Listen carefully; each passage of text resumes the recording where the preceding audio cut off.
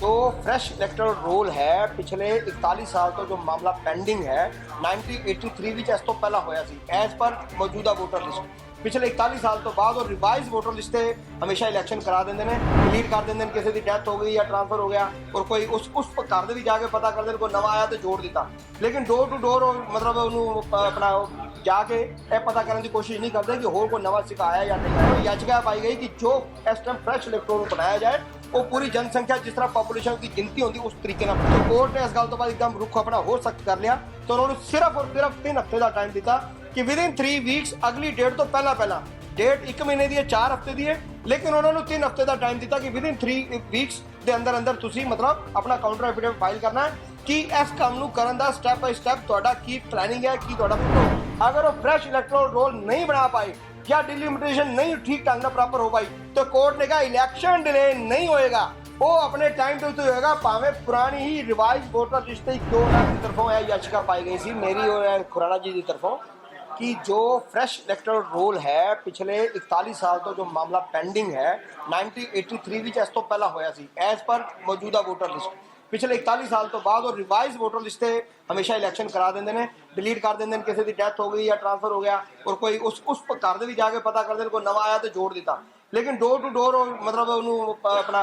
जाके यह पता करने की कोशिश नहीं करते कि होर कोई नवा सिक्का आया या नहीं आया तो कहने का मतलब याचिका पाई गई कि जो इस टाइम फ्रेश इलेक्टोरल बनाया जाए वो पूरी जनसंख्या जिस तरह पॉपुलेशन की गिनती होती उस तरीके से बनाया जाए और नाल दूसरा जो केस पाया गया वो पाया गया डिलिमिटेशन का वो दोनों अटैच इस करके ने जो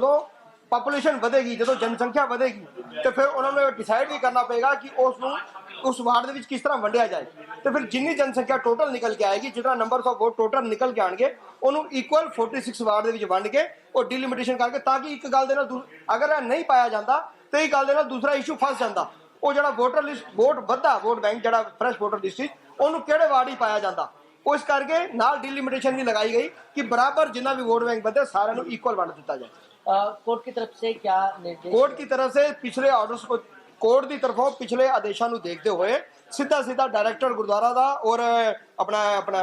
अपना दिल्ली सरकार का जो एडवोकेट पेश हुई सी असिस्टेंट अपना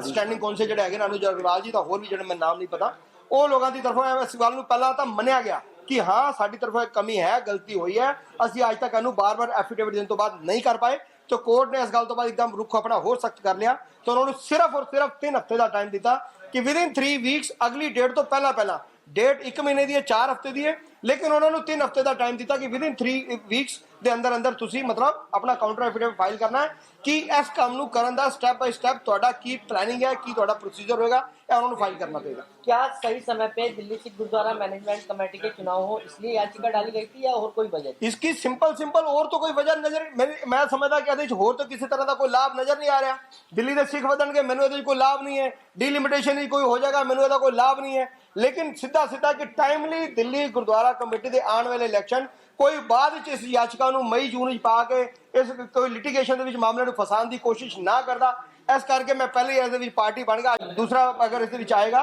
तो घट्टो घट सामने जो मैटर चल रहा है उस मैटर तो बाहर इफ एंड बट नहीं हो सकता मैं मंदा मन लिया जिस तरह कि हुणे एक साडे पत्रकार मित्र सवाल पूछ रहे सी कह रहे सी कि महीना 2 महीने इस काम में लग सकते हैं अगों आ सकता नवी सरकार बनने हो सकता है तो शायद इस काम में लटकाया जाए तो कोर्ट इन्हां मैटरां दे विच हमेशा बिल्कुल क्लीयर रही है तुसीं पिछले सारे इलैक्शन चुक के देख लो अगर वो फ्रेश इलेक्टोरल रोल नहीं बना पाए या डिलिमिटेशन नहीं ठीक ढंग से प्रॉपर हो पाई तो कोर्ट ने कहा इलैक्शन डिले नहीं होएगा वो अपने टाइम पे तो होएगा भावें पुरानी ही रिवाइज वोटर लिस्ट क्यों ना कराना पे तो मैं इस गल ते बिल्कुल स्पष्ट हाँ क्लीयर हाँ कि मेरी कोशिश है कि नवी फ्रेश इलेक्टोरल रोल बने और अपना डिलिमिटेशन हो जाए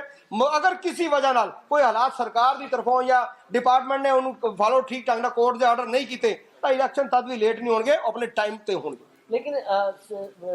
संदीप जी एक सवाल है कि जिस तरीके से अभी तक अंतरिम चुनाव नहीं हुए हैं 4 साल में जी क्या लगता है कि अगर अभी अंतरिम चुनाव होते हैं तो इसका कार्यकाल फिर क्या 2 साल देखो मौजूदा जो कमेटी में है वो उनका राइट है अंतरिम चुनाव ਨੂੰ कराना या ना कराना क्योंकि जड़ा अंतरिम चुनाव की जोड़ी चिट्ठी होंगी है या नोटिफिकेशन कह लो कढ़िया जाता है वो दिल्ली गुरुद्वारा कमेटी के अहुदेदारां वालों ही कढ़िया जाता है अगर वो सन 2022 जनवरी के चुनाव हुए सी 2 साल 2024 के कंप्लीट हो गए अगर उन्होंने नहीं कढ़े या क्यों कारण उन्होंने की रहेगा मैं उस गहराई से नहीं जाना चाहता मेरा माइंड बिल्कुल स्पष्ट है एज पर एक्ट कि जो पीरियड ਜਨਰਲ ਇਲੈਕਸ਼ਨ ਵਿੱਚ ਬਾਕੀ ਬਚਦਾ ਹੈ। ਕੋਈ ਕੱਲ ਨੂੰ ਕਦੇ ਵੀ ਇੰਟਰਨਲ ਚੁਣਾਵ ਕਰਾਉਣ ਦੀ ਅਗਰ ਕਰੇਗਾ तो सिर्फ उस और उसे पीरियड वास्ते हो रहा होएगा, अदरवाइज कोर्ट कचहरी ये सारे न्याय वास्ते बिल्कुल तैयार बैठे हैं। कब है अगली सुनवाई अब इस मामले में? यदि 25 फरवरी 2025 ठीक एक महीने बाद, आज 24 तारीख है, अगले महीने की 25 तारीख को सुनवाई है।